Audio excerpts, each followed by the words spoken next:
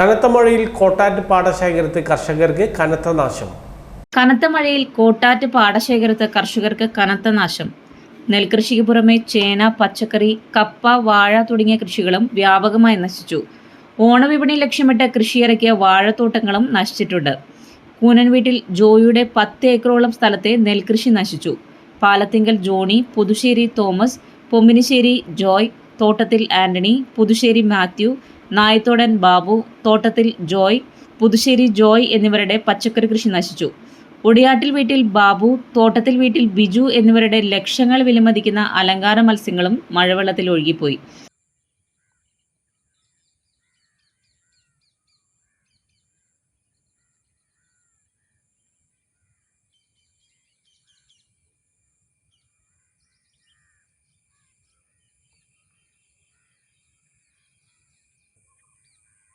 എന്തുണ്ടായി?